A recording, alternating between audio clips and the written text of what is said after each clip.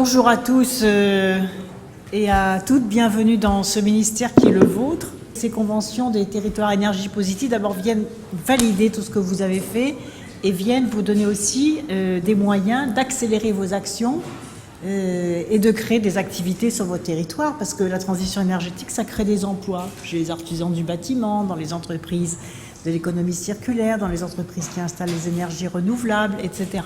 Donc soyez remerciés, soyez félicités pour cette action. Moins de 6 mois après la promulgation de la loi, les territoires se mettent en mouvement.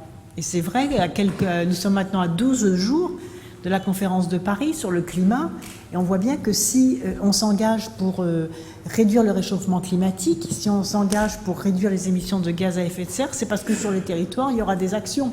Et on sait maintenant que 70% des actions qui sont efficaces sont prises au niveau des territoires et au niveau des villes. Alors c'est pour ça que c'est très important, parce que le résultat, savoir si la France va tenir ses engagements pour baisser d'ici 2030, comme le dit la loi, 40% des gaz à effet de serre, si nous allons être capables de mettre 40% d'énergie renouvelable pour produire de l'électricité, ben c'est par tous les projets que vous soutenez et que vous portez sur les territoires. Donc vous allez recevoir le fonds de transition énergétique, les 500 000 € que parfois vous avez répartis entre plusieurs communes. Et puis on va rentrer dans la nouvelle phase qui va permettre pour chaque territoire ou groupe de territoire de monter jusqu'à 2 millions d'euros. D'où il vient cet argent? Il vient des ressources des grandes sociétés d'électricité françaises, puisque l'État est actionnaire d'EDF, donc l'État reçoit des dividendes.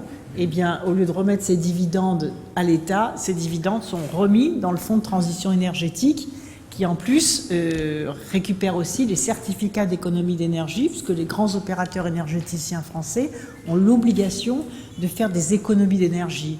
Et donc, quand on investit dans les territoires, on fait des économies d'énergie.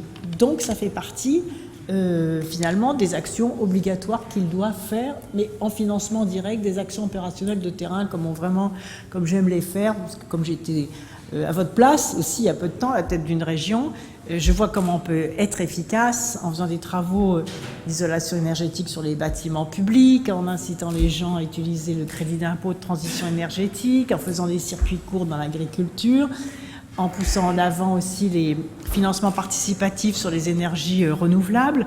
Bref, tout ce que vous faites sur les systèmes fédérateurs, les bâtiments, les transports, l'économie circulaire, les énergies renouvelables, la biodiversité. Et puis souvent aussi de très belles actions, j'ai vu dans vos projets, d'éducation à l'environnement. Ça, c'est très important, l'éducation à l'environnement, parce que c'est souvent par les enfants aussi qu'on accélère finalement les actions qui sont conduites. Voilà, nous n'avons qu'une planète, donc il faut la préserver. Et en plus, en préservant cette planète, c'est une chance nouvelle que nous avons de créer des activités et des emplois. Et d'ailleurs, je viens de recevoir les statistiques des créations d'emplois dans le secteur de l'éolien. Pas toujours facile l'éolien, mais en même temps, ça monte en puissance. Et dans l'éolien, cette année, il y a eu 2000 emplois qui ont été créés, c'est-à-dire 15% d'augmentation des effectifs dans l'éolien. Investir dans les énergies vertes, c'est aussi faire de la croissance, c'est aussi faire du développement économique, c'est aussi faire plaisir aux gens, aux habitants de vos territoires, qui se sentent ainsi pleinement citoyens planétaires, tout en se faisant du bien au niveau local. Bravo et à très bientôt.